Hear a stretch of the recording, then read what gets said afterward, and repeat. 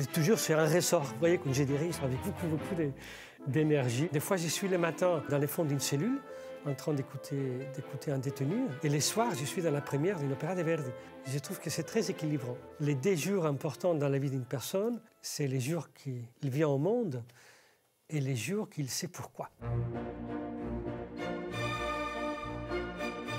Xavier est un chef de chœur au grand chœur qui ne connaît pas la tiédeur. Il fait chanter les détenus et les gens de la rue. Je m'appelle Yoann Payou, je suis journaliste et ce que j'aime, c'est donner la parole aux gens formidables de nos territoires. Bonjour Xavier. Bonjour.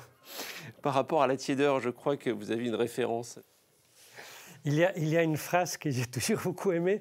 C'était une citation il y avait un grand chef d'orchestre qui s'appelait Arturo Toscanini. Et il disait tout le temps « Je brûle ou je gèle, la tiédeur, je ne connais pas ». Alors Xavier, vous êtes un homme bon parce que vous faites beaucoup pour les autres, on va en parler. Je sais que vous êtes volubile quand il s'agit d'évoquer vos différents projets, mais j'aimerais qu'on commence par parler de vous. Vous êtes né en Catalogne, dans un tout petit village. Est-ce que le petit Xavier Ribes chantait déjà dans son village? Oui, je viens d'un tout petit village de la Catalogne qui s'appelle Mollerussa, vraiment dans les terres. Mes parents, donc Roberto et Maria Teresa, j'ai la chance d'être dans une famille qui sont de très bonnes personnes. J'étais élevé parce que ça se faisait à l'époque, on habitait plusieurs générations ensemble à la maison, avec mes grands-parents et surtout avec ma grand-mère, Conchita, que c'est elle beaucoup qui m'a élevé et que c'était une femme extraordinaire. Là, elle était, je brûle, je gèle, c'était elle, et qui m'a donné beaucoup de confiance dans la vie, qu'il me disait qu'on est tous venus ici pour faire des choses, voilà, qu'il fallait faire. Elle était très indépendante, donc je suis né dans une famille que je pense que c'était des bonnes personnes. Et ça, c'est les principales. Et j'ai commencé à faire la musique tout petit, mais dans cette époque-là, l'occasion de faire de la musique, c'était toujours autour de la paroisse des petits villages. Donc c'est là qu'il y avait les chœurs. Et tout de suite, je me suis mis à chanter là et tout de suite aussi à les diriger. Vous aviez quel âge? J'étais jeune, j'avais 15 ans. Ouais. Vous vous rappelez de la première fois où vous avez dirigé comme ça un chœur? C'était des chœurs, bien évidemment, d'amateurs, hein, de la campagne, mais les choses que j'ai senties tout de suite, c'est que j'aimais beaucoup faire des choses avec les autres. Et je me suis senti tout de suite à l'aise, parce que quand vous faites chanter, on peut faire passer beaucoup de choses à travers les chants. Et qu'est-ce qui vous a mené du cœur de l'Espagne à la scène de l'opéra? Ah là, c'est un long trajet, ça. J'étais nommé quand j'avais 18 ans. J'avais fait mes études après de musique, n'est-ce pas? Il y a 18 ans, j'étais nommé maître de chapelle à Santa Maria del Mar de Barcelone. C'est la 2e cathédrale de Barcelone. Et j'avais un chœur d'enfant, une maîtrise. Et il y avait un musicien très connu qui s'appelait Jordi Savall, qui donnait des cours en Suisse à la Schola Cantorum Basiliensis, à Bâle. Et là, je me suis dit, tu es jeune, il faut tenter ça. Et je suis allé à Bâle, j'ai tenté les concours, et donc je suis rentré à la Schola Cantorum, au conservatoire de Bâle, en Suisse, avec une bourse d'études. Et là, ça a changé ma vie. Alors j'ai appris les chants, j'ai rentré dans les chœurs permanents comme ténor, dans les chœurs de l'Opéra de Genève, où il était dirigé pour Chilien Wu, qui c'est l'actuel chef de chœur de l'Opéra de Paris. Et elle voyait que je dirigeais, elle m'a beaucoup stimulé pour dire « Non, Xavier, il faut que tu suis cette voie-là, que tu diriges ». Et en rentrant à l'Opéra de Genève, j'ai vu une annonce recherche de chef de chœur à l'Opéra de Nantes. J'ai demandé à elle, elle m'a dit « Non, il faut absolument que tu y ailles ». Et voilà, j'ai pris les trains un bon matin, j'ai fait les concours à Nantes, j'ai réussi ce concours et il a changé ma vie. Voilà. Et depuis là, depuis 2003, que je suis à Nantes, avec des escapades, mais que je suis nantais. On va en reparler des escapades. Vous dites souvent que vous êtes un bon vivant. On l'a dit que vous ne connaissez pas la tiédeur.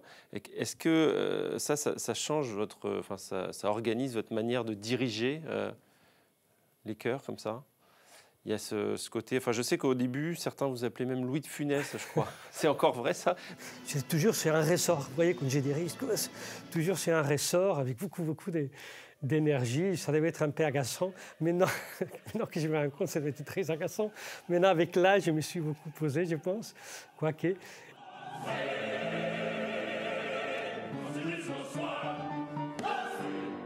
vous revendiquez cette énergie communicative? Écoutez, une chœur, c'est très spécial. C'est un peu peut-être comme le sport, hein, l'entraînement sportif, c'est tous les jours. Une chœur permanent, avec les professionnels, c'est des professionnels qui répètent tous les jours. Et sont des professionnels de haut niveau. Ils ont passé des concours des conservatoires, ils ont réussi, ils ont chanté dans les autres maisons d'opéra. Ils réussissent un concours très compliqué pour entrer permanent dans les chœurs de l'Opéra de Nantes. C'est des chanteurs qui viennent de beaucoup de nationalités aussi. Donc, tout ça pour vous dire qu'ils sont des bons artistes et des fortes personnalités aussi. Et il faut entraîner tout ça parce que c'est fédéré, si vous voulez. Il y a toute cette personnalité différente, toute cette envie artistique différente qu'il faut essayer de faire respirer en même temps. Donc, tous les chefs, ils le font de façon différente, n'est-ce pas? Donc, j'ai trouvé cette moyen-là, je pense, à travers de mon énergie. C'est là que vous participez. Vous dites seulement « Prends garde à toi ». Écoutez juste les paroles en rythme. Hein? Un, deux, prends garde à toi. Voilà, c'est facile. On les fait une fois ensemble. 1, 2, et prends garde à toi. Très bien. Ça fait, dans toute ma carrière comme chef, déjà 25 ans, il n'y a pas une seule répétition comme ça, qu'il n'y a pas un moment, une minute, quelques secondes, un moment où je ne suis pas ému. Mais dans le chœur d'un Grand Opéra ou dans les autres chœurs que j'ai répétés. Parce qu'il y a toujours un moment où ça se produit, ce petit miracle. Ou dans la musique, comme dans les rencontres, il y a quelque chose que je trouve qu'il y a des transcendants. Donc, si on prête vraiment attention, on se rend compte de ça et à un moment donné, il se produit. Il faut juste avoir cet regard, il faut avoir ces antennes. Voilà. Vous vous considérez comme chanceux? Ah oui, je pense que je suis un homme chanceux, oui. Bien sûr. Oui, je pense. Oui. Vous faites un métier passion qui déborde hein, et qui vous emmène même sur d'autres terrains, puisque vous êtes aussi un homme d'engagement. Vous faites, par exemple, entrer le chant en prison. Ouais. Expliquez-nous. Ouais. Écoutez, j'ai fait ce projet avec Grand Opéra, donc à travers mes contacts que j'avais déjà un peu en prison, comme aumônier, bénévole, et j'ai proposé à Grand Opéra qu'on devait faire un concert dans la prison. Chose qui tout de suite, Alain Sorens, elle m'a suivi. J'ai eu la chance qu'il me suit avec beaucoup de projets. Et les choristes, surtout les choristes, ils m'ont suivi tout de suite. Et on a fait un concert de fin d'année. Donc, une première concert. Donc, on a rentré en prison, mais on a rentré en prison avec les fracs. Je voulais vraiment que les détenus dans les salles de spectacle, ils ont droit à la même chose. Donc, c'était très amusant parce qu'on voyait tous les choristes entrer en queue d'épi avec les nez papillons dans la prison. Et ils ont fait ce concert. On a chanté des grands chœurs d'opéra, des chansons de Noël. Tu voyais les détenus, vraiment, ils étaient très émus. Et après, j'ai eu cette idée de fonder cette chœur avec les détenus et de faire revenir le chœur dans Grand Opéra 6 mois après. Et cette fois-ci, faire un concert où les détenus se mélangeaient avec les voix des chanteurs professionnels. Et c'était très beau. C'était très beau. Alors vous l'avez souligné, effectivement, tout ça, ça a été possible aussi parce que vous êtes aumônier, parce que vous allez toutes les semaines à la prison, c'est ça? Oui, c'est ça. C'est ça. Et cet engagement, l'aumônerie, c'est depuis 2 ans, c'est à peu près? Oui, à peu près, 2 ans à peu près. Qu'est-ce qui vous a poussé à aller vers cet engagement-là? C'est un peu cette chose dans la vie qu'on sent, n'est-ce pas? Je pensais que c'était ma place, comme si je devais faire quelque chose. Donc c'était ma place. Donc, j'ai commencé à y aller comme bénévole et après, j'étais nommé aumônier. Et je vais toutes les semaines, des fois chaque 15 jours, mais pour échanger avec les détenus dans les cellules. Parce que nous, les aumôniers, on va dans les cellules pour écouter, pour écouter sans juger. Qu'est-ce que ça vous inspire? Qu'est-ce que vous retenez? Qu'est-ce que vous avez envie de dire par rapport justement à l'apport du chant dans les prisons? Comment les détenus le ressentent? Qu'est-ce qu'ils vous disent? Écoutez, pas plus que la semaine dernière, qu'il y a quelques jours. Et il me disait, mais écoute Xavier, c'est extraordinaire parce que les moments qu'on a chanté avec les chœurs de l'opéra et les choristes, ils nous disaient « Ah, mais c'est bien ce que vous faites ». Il avait les larmes aux yeux, il me disait « Mais c'est la première fois qu'on me dit que c'est bien, que je fais quelque chose de bien ». Donc, j'ai trouvé ça très, très beau. On n'est rien sans les autres, vous savez. On n'est rien sans les autres. On est ce qu'on est par rapport aux autres. Voilà.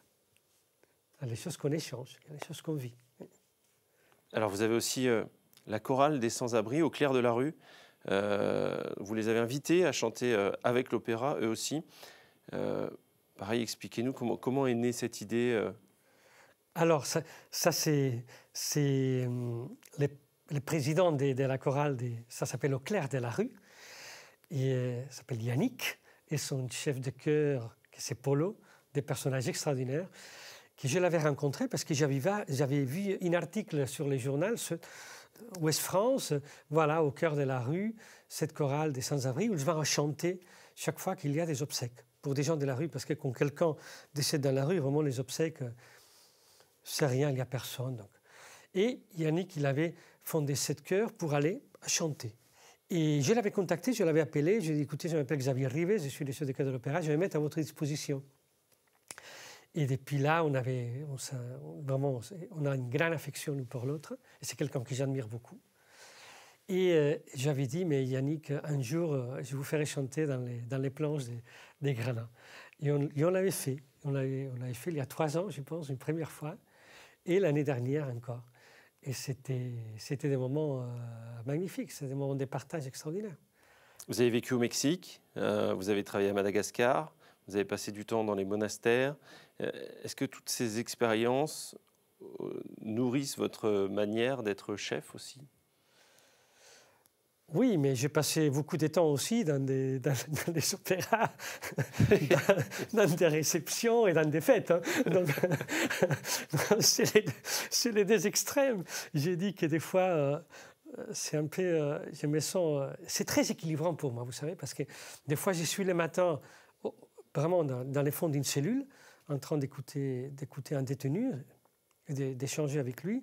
Et les soirs, je suis dans la première d'une opéra de Verdi, le même jour. Donc je trouve ça que c'est très contrasté, je trouve que c'est très équilibrant. Moi, je le trouve personnellement.